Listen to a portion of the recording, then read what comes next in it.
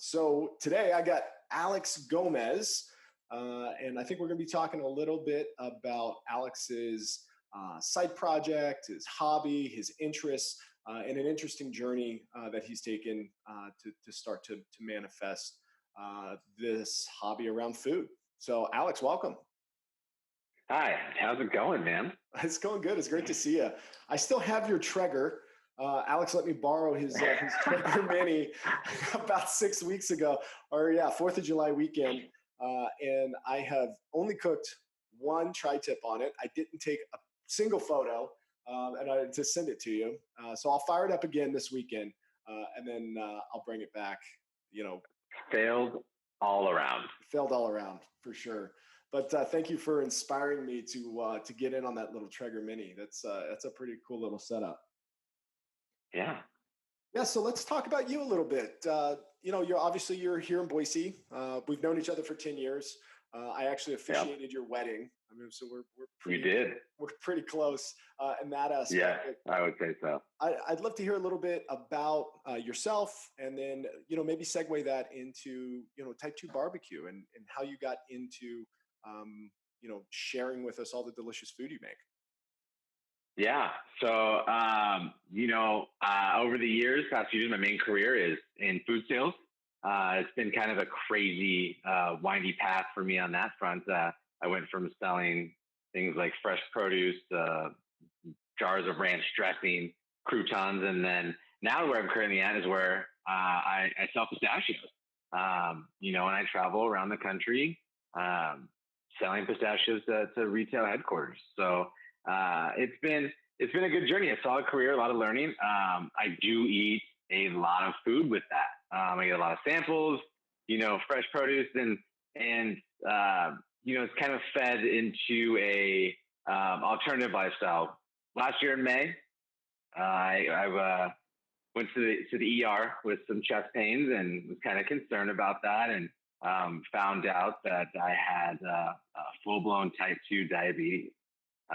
So that kind of sent my life into kind of like an shock moment. Like, how did this happen? What is type 2? And, how do I control it? How do I live with it? And so then it went into a full-blown research mode of, what's going to be the best route? How do I eat food anymore? Right? Because carbs and sugars aren't good for really any type 2 diabetic. So it was trying to figure out, what foods can I eat? What foods can I not eat? And I essentially became a food scientist, trying to figure out, a little bit of sugar here, maybe a little bit of carbs here, and just figure out that balance.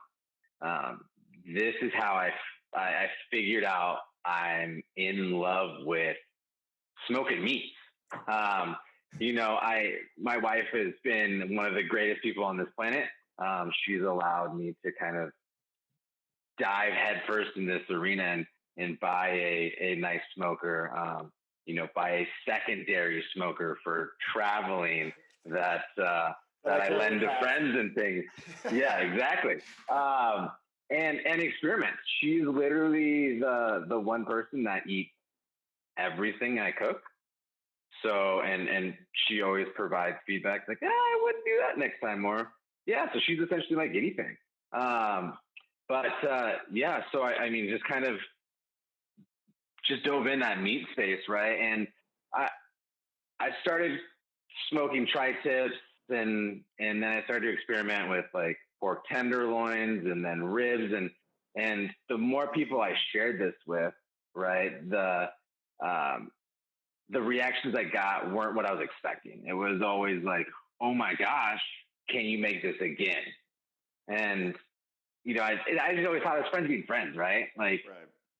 So I would try different things, and I would expand that group, take it to different groups of friends, and like not even really friends at this point, like acquaintances, like Lindsay's coworkers, I would drop things off for, and, and I would get nothing but praises. And so I was like, okay, like, maybe let's look at showcasing this stuff. And so I actually was inspired by my buddy Grilly Nelson, he's a local Traeger rep in Idaho. Okay.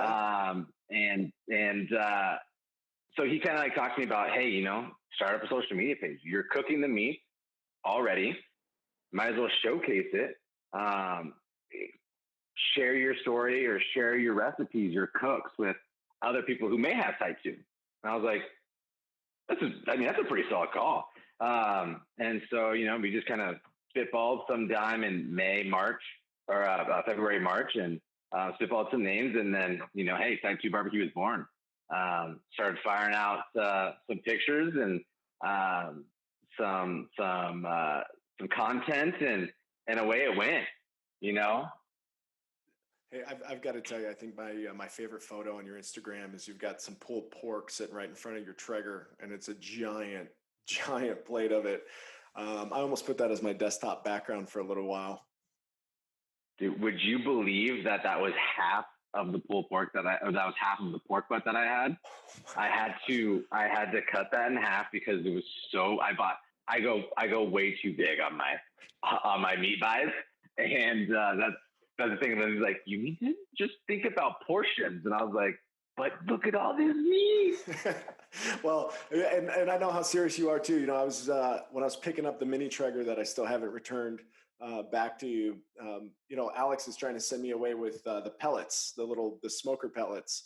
And you've got, 10, 15 different varieties on the wall. You're like, no, you're going to want to mix a little of this with a little of that. No, we're going to get you squared away.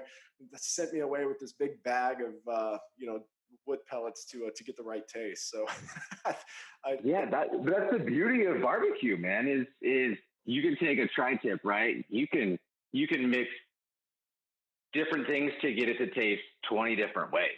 So it's never always like the repeating thing. It's you can have a tri-tip on Monday, have it taste one way, have a tri-tip on Tuesday, be completely different. Yeah. That is what I love about cooking. That's awesome. And how has that changed? Like, so the commitment you've made then to cooking and sharing your cooking, how has that impacted your type 2? I mean, oh man. So my last doctor's appointment, I've actually been in what they call remission, which isn't what it sounds like. I'll never get rid of type 2 diabetes. I'll always live with it. However, my body thinks that I don't have it. Like, my blood sugars have been in such a normal range for such a period of time that they consider it remission. Now, if I were to eat junk food again, the numbers would go out of whack again, and I would have all the symptoms and all of that. But with this focus on essentially like a loose keto lifestyle, all the meat, no carbs, no sugars, right? I've controlled it, and I'm at a healthy weight now. I've dropped probably 20 pounds since May of 2019. So yeah, I mean, it's controlled it. I have no issues. My doctor is absolutely baffled. My numbers when I was diagnosed were so outrageously high. I remember. That now he's like, what you've done in a year, people can't do in 5. And it's just a mindset of, hey, I need to get this done. If I want to see a family grow up, I need to figure this out now. So that was kind of my biggest motivation, and just help that, I have meat. I have the ability to eat meat. That's awesome. Has anyone reached out to you? Like, I imagine people with a name like type 2 diabetes, that folks with type 2 will reach out to you and maybe ask you what you do for things like barbecue sauce, which has, obviously a lot of sugar in it, or maybe the way that you bread things, etc. Would you talk about that just for a minute? Yeah. So I honestly didn't really know what I was getting into when I dove into the barbecue community, right? You start following a few people, and then it kind of just expands from there. But it's crazy how close knit and how open this community really is. It's been one of the joys of actually starting this Instagram account, is the support and the information that you get from others. So one of the first 10 accounts that had followed me sent me a DM right away, and it was just like, hey, thank you for starting this page. I want to let you know I've been diagnosed with type 2 and I'm trying to figure out how to live with it. Can you please share how you cook things? So like, sure. So then in my head, I was like, okay, in my comment section or my like the product or the picture description, I'm going to put how I cooked it, what I used, and essentially give them the recipe on how to do it. So that way, if someone does need it, they don't have to ask me specifically. They can just see it and grab it and go. And then, my wife has been making diabetically friendly sides. And so those will get on there and they'll say, hey, here's some side options, stuffed mushrooms, right? Some grilled asparagus, that sort of thing. But you'd be surprised on how many people actually reached out. When I created some stickers and some magnets recently, put it on the page and said, hey. Haven't got one of those yet, did you Alex. get one? No, I haven't got one yet, Alex. Oof, the inventory's tight there, Jake. I bet. Go on. But yeah, so I mean, I probably had, 40 requests from all across the world and figured 10 of those guys said, hey, I'm pre-diabetic, or, I've been diabetic for 10 years. And, people are like, oh, you should try this, like, no sugar barbecue sauce. It goes well with this type of meat and this type of rub. And that to me is like the biggest gift of this community, is the willingness to share, the willingness to help someone, to lift someone else up. Right. And that, I mean, I just wasn't expecting that going into it. So, I mean, it's almost like a weird family that just sits around their own grill, cooks their food, and just shares with each other about it. That's awesome. And I can relate, I think, from the standpoint of kind of adopting a subculture or a lifestyle in order to reinforce behavior. And that's one of the things that I was really most interested in talking to you about. Me, 5 years ago, I lost quite a bit of weight as I got into Brazilian Jiu-Jitsu. And, now I won't stop talking about jujitsu. Now I won't, like, that is the lifestyle that I advocate for. I try to encourage other people to do. And it really reinforces the sustainment of the goals that I had, which was to lose weight and to do something that I enjoy doing, like martial arts. How has that impacted your life then? I mean, this is really something that you have started. It looks like it's really fun for you. But does it keep you focused? Does it help you reinforce the dietary lifestyle? Yeah, I mean, I have to plan out my meals way in advance. My cooks aren't usually an hour, 30 minutes, 15 minutes. I'm not just firing up the grill, throwing on a steak and calling it a day. I'm smoking for sometimes 18 hours. So, it's something that you got to plan for. You got to say, okay, hey, I got to prep the meat, set it for 24 hours in a brine, season it 24, 48 hours, and then fire it up the grill at 3 a.m. so we could eat it 6 or 7. So it's a lot of planning and a lot of, okay, hey, here's what we're going to do, here's what we're going to do, here's what we're going to do. But yeah, I mean, it's just the greatest thing to keep my mindset of, hey, let's not stray too far from what we've accomplished, right? The work that we've put in, like, it'd be so much easier to order a pizza, right? And just kind of just tank the diet, right? Tank everything. But, it's just, when I see someone take that first bite of meat, I don't think there's a better feeling, right? Like, when you can see that, like, that instant, like, response without them really knowing that they're giving that response, that's the enjoying part of this whole thing. So that's just like, let's keep doing it. Let's keep trying new things. Let's experiment. Let's mix up some cooks. Sometimes things go terribly wrong, and other times phenomenal, like greatest cooks ever, right? Like one of those things. It's just like, yep, I got to try to figure out how to duplicate this. Let's do it again, type of deal. But yeah, I mean, it's just kind of once I got in that habit of, okay, here's a 4-day plan for this cook. and then just kind of work your way, right? And so yeah, it's Thursday. This is for Friday, Saturday, Sunday. So it's just make sure that I'm still gonna eat right. That's awesome.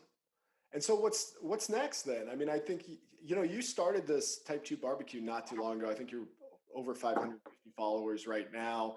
Looks like every time I check, you keep kind of going up and up and up. What are you trying to do with it long term, or you just kind of let it organically go where it goes? So that's the question, right? So I actually there's some people here that are some of my friends are kind of I would say gently nudging me in the direction of starting like a food truck, or kind of doing some sort of delivery service where it's, hey, pre-order your food and I'll smoke it up and I'll have it dropped off, or that sort of thing. So it's something that won't lose a lot of money on, right? But I'll get orders and turns and more people can try it.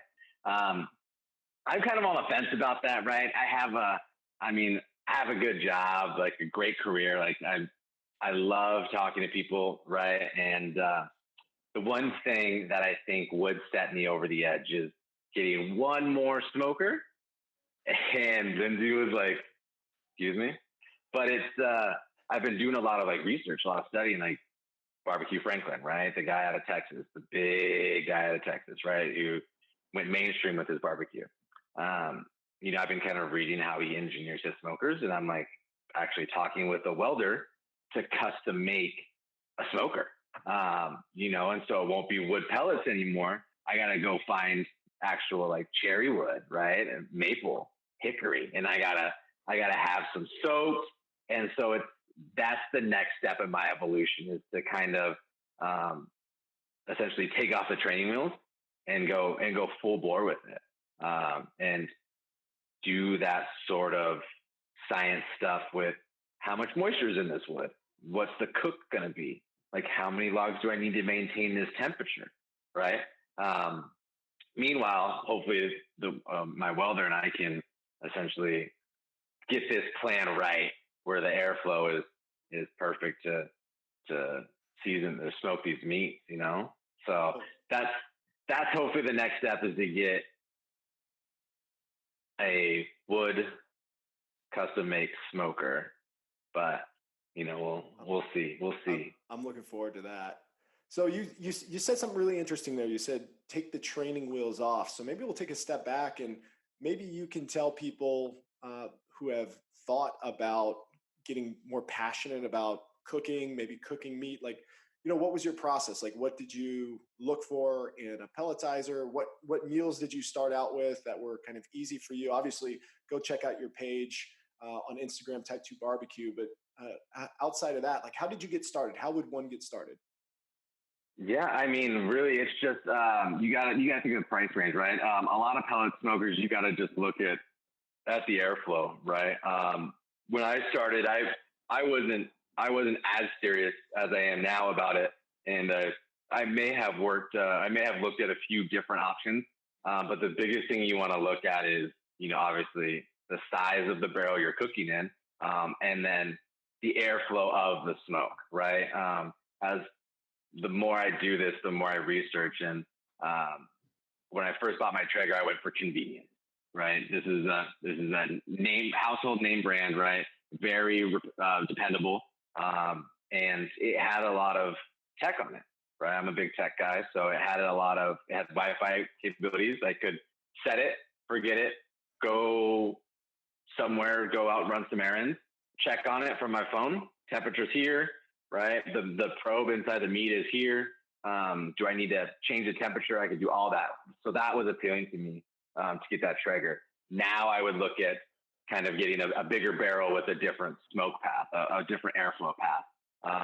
But yeah, it's just price point is really what you got to think about, because smokers aren't necessarily cheap. I mean, you can get a grill for a gas propane or a charcoal grill for anywhere from $99 to a top of the line $300. Smoker is going to set you back minimally for a tiny baby at like $450, right? So it's just about convenience. Traeger's got a really good warranty, really good dependability, really good customer service. So that's kind of why I stuck with them. And it's just like, hey, like if something goes wrong, like I know, they're going to stand behind their brand. So that's the reason. And also, let me actually clear this too. My buddy Grilly Nelson, again, gave me a discount coupon for my Traeger grill. So that also influenced my decision on actually going for a Traeger or not. I should probably throw that out there. That's awesome. I'd also say I saw that you got some kind of weird. You got it as a gift. I think Lindsay got it for you. Are you like ancillary? Like, are you getting into the cutting boards, the knife game? Like, and then how does that impact, I guess the way you cook or the way you feel about your cooking? Yeah, I mean, accessories is a big deal. I thought a knife was a knife was a knife. That to me there was no difference. But as I communicated with other barbecuers, other smokers around the world, a knife isn't a knife.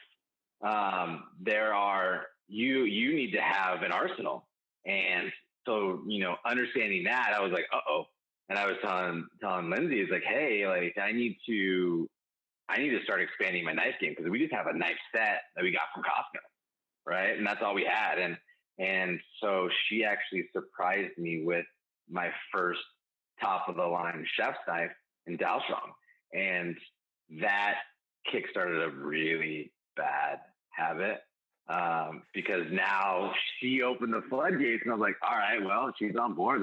Let's get wild. But now it's like carving knives, right? You have to get for a brisket. You need a hefty knife, right? That's super sharp and can just slice right through that brisket.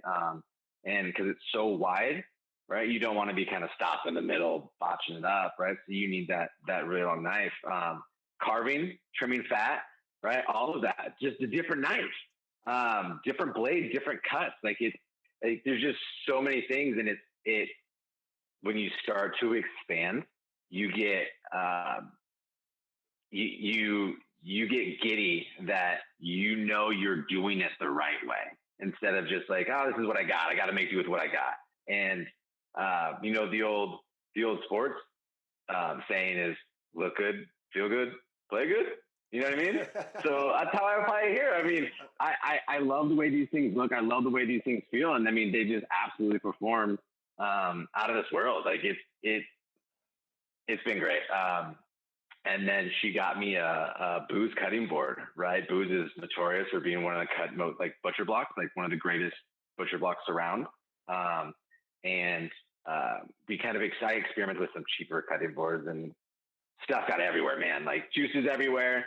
There was no like actual like catch system. And so she found this one, and she surprised me for my anniversary and got me a Booz cutting board. And it's the greatest thing ever. It's got those grooves on the side that funnel everything down into a drip tray. And then any juices that I would have lost go into this little tray, and then I can just throw it right back in on top of the meat when it's ready to serve. So that's awesome. I mean, accessories are huge.